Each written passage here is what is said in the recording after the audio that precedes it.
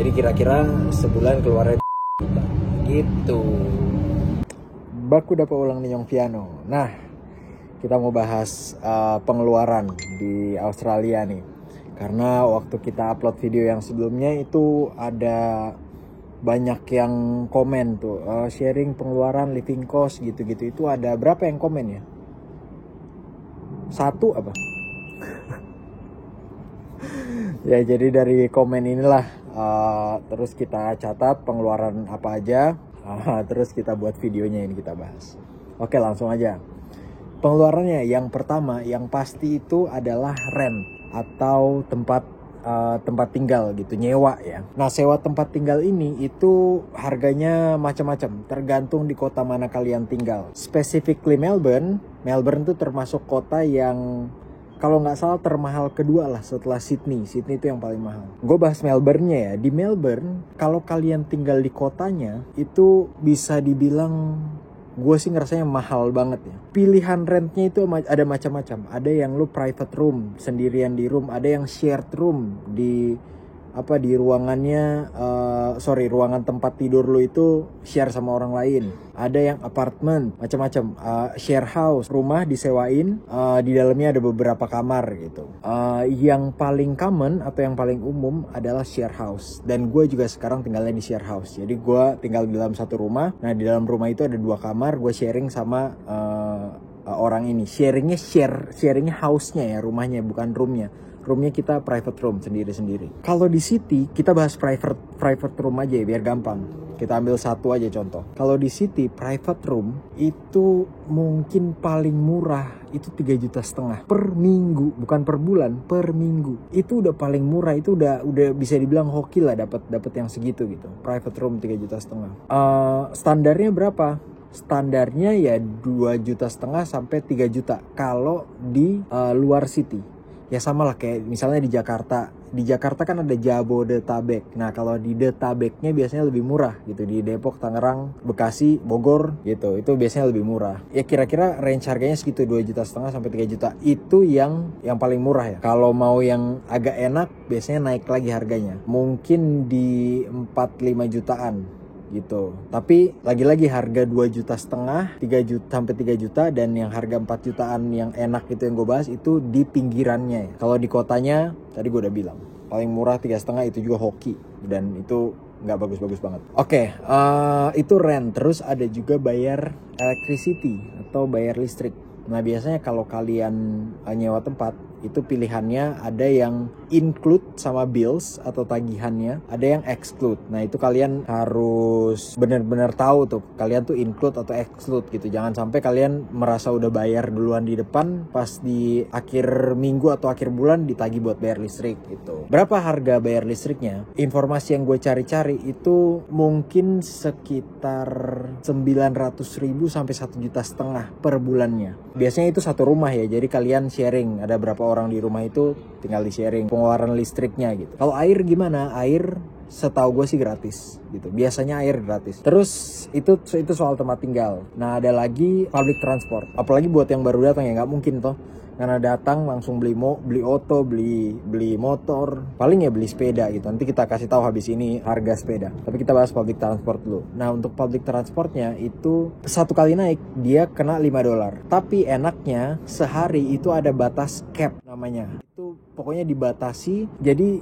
dalam satu hari itu dibatasi Ngoni cuma bayar $10. Jadi misalnya Ngoni naik 3 kali, itu kan harusnya $5, toh, 15 toh. Tapi enggak, cuma dikenain $10. Jadi kalau udah mencapai $10, kesananya udah nggak bayar lagi. Kalau kita, karena kita setiap hari pakai public transport, dorang sediakan yang namanya Myki Pass atau kayak member gitu lah. Jadi harganya lebih murah gitu.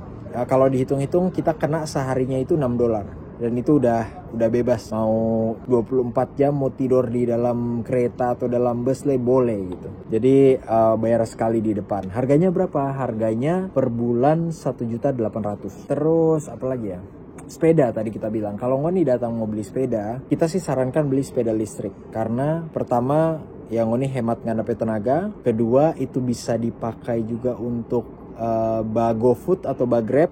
Nah, Ngoni bisa lihat di konten-konten kita yang lain, itu ada itu kita buat konten GoFood di sini. Tentu saja mereknya bukan GoFood ya, tapi ya cari Jono, tapi konten ada itu. Karena itulah gue menyarankan beli sepedanya sepeda listrik, kecuali karena ngoni cuma mau pakai ke station gitu, atau cuma buat olahraga, cuma buat jalan-jalan, ya boleh, silakan pakai sepeda yang biasa. Tapi kalau sekiranya mau dipakai untuk nge-GoFood, beli sepeda listrik. Harganya berapa? Harganya itu yang paling murah ngoni akan bisa dapat di 4 juta. Itu paling murah sekali. Itu DP performance ya I would say nggak terlalu bagus gitu, karena kecepatannya di sini ada batas kecepatan. Kalau sepeda batasnya kecepatannya itu 25 km per jam. Kalau ngoni beli yang paling murah, paling dia cuma di paling mentok di 17 lah, dan itu udah perasa agak kurang cepat lah gitu. Kita waktu naik sepeda itu dibandingkan dengan sepeda-sepeda lainnya kok kayaknya kita ketinggalan jauh ya gitu. Tapi ya itu bisa dijadikan opsi, silahkan kalau mau beli. Itu yang paling murah. Kalau yang oke lah, performance-nya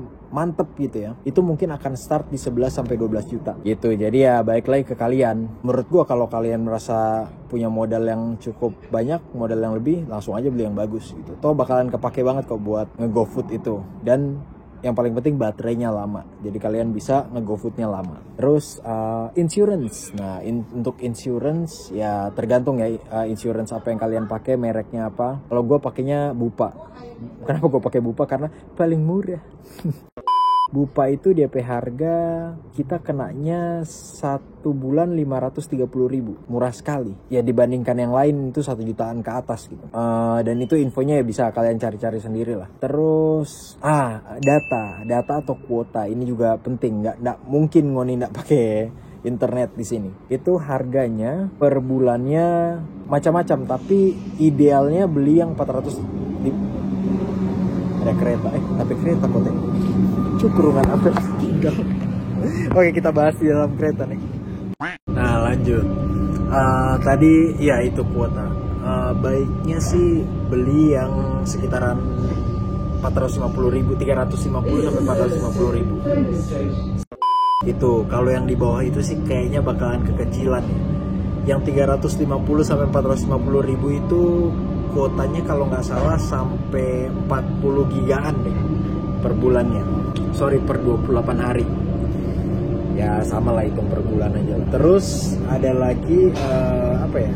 Oh, makanan. Nah itu makanan itu balik lagi kalian mau hidup yang kayak gimana gitu. Kalau mau hidup yang enak ya pasti akan mahal. Tapi kalau belanja itu gue bisa bilang nggak beda jauh lah sama di Indonesia. Mungkin harganya naik 20-30%. Jadi kalau belanja di Indonesia misalnya per minggunya 1 juta, itu di sini mungkin 1.300.000. Ya udah bisa lah, udah hidup. Dan makanannya ya udah lumayan oke gitu. Itu kalau masak. Kalau makan di luar, nah inilah yang mahal. Oh nih, kalau makan di luar, nongkrong dan sebagainya, itu satu porsi makanannya itu 200 ribuan biasanya. Jadi ya kalau mau makan di luar terus, 1 kali makan 200 ribu, 3 kali makan 1 hari 600 ribu. Oh nih kali Jonas sendiri 1 bulan habis berapa gitu. Kita sih nggak rekomen, sekali-sekali aja begitu. Cuma ya balik lagi tergantung kemampuan finansial orang kan beda-beda tuh.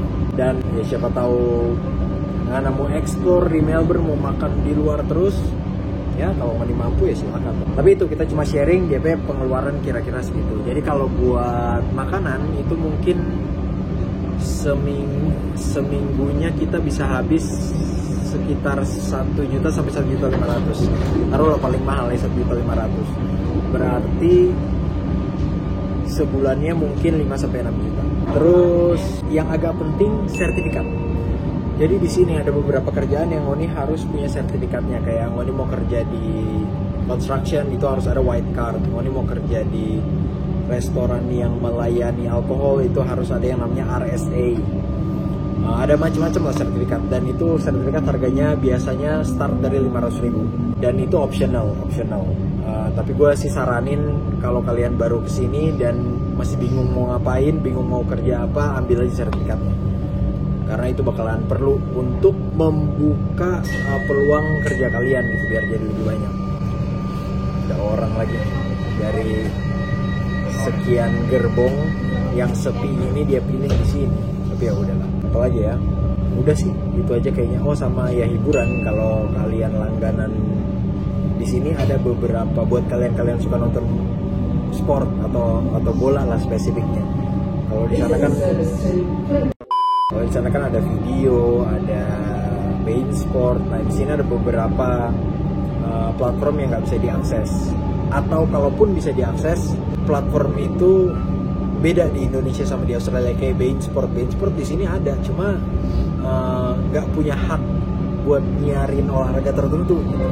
Yang punya hak itu platform lain gitu. Jadi kalian tetap harus langganan lagi di sini.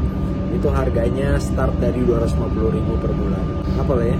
Tuh kita lihat-lihat dulu ya kalau masih ada. Udah sih, itu kayaknya itu aja. Nah sekarang kita hitung totalnya. Rentnya itu taruhlah sebulan 10 juta. Ya kan, per minggunya 2,5 juta. Berarti itu 10 juta ditambah listrik. Listriknya itu misalnya 1 juta lah. Nggak mungkin sih 1 juta. No, actually that's possible. Iya, sorry, salah. Tadi gue di awal bilang listriknya itu 1 jutaan ya. Enggak, listriknya itu start dari 1.500.000 sampai 2.500.000 gitu. Kita ambil tengah-tengahnya aja lah 2 juta ya. Tapi itu kan sharing sama orang lain. Taruhlah kita kenanya misalnya 500.000 gitu. Berarti itu ditambah sama pengeluaran rentnya. Berarti 10.500.000 tiap bulan. Terus sama kartu public transport. Tadi gue bilang 1.800.000. Berarti 10.500.000 tambah 800.000, 11.300.000. Terus insurance, taruhlah 500.000 biar gampang hitungnya. Karena kalau pakai ini kan harusnya 530.000, kalau pakai 30.000 nya saya yang ribet ngitungnya. Tadi 11.300.000 tambah 500.000, 11.800.000. Paket data 450.000, taruhlah 400.000 ya. Berarti jadi 12.200.000. Terus sama 12.200.000 sama makan tadi 6 juta, berarti jadi 18.200.000. Terus sama biaya yang langganan gitu-gitu, taruhlah 300.000 lah, jadi ya 18.500.000. Itu kira-kira pengeluarannya. Kalau mau hiburan yang lain-lain itu beda lagi, balik ke masing-masing. Tapi taruhlah hiburan kita genapin aja ya, kan 18.500.000, taruhlah hiburan 1.500.000, walaupun nggak mungkin itu pasti lebih. Jadi kira-kira sebulan keluarnya 20 juta gitu. Apalagi ya, udah gitu aja. Itulah pengeluaran selama di Aussie. Kalau gue harus berhenti tiap ada informasi. Udah, tapi itu aja. Kalau ada yang mau gue bahas lagi silahkan komen di bawah. Nih, see you on the next video. Pergi ya.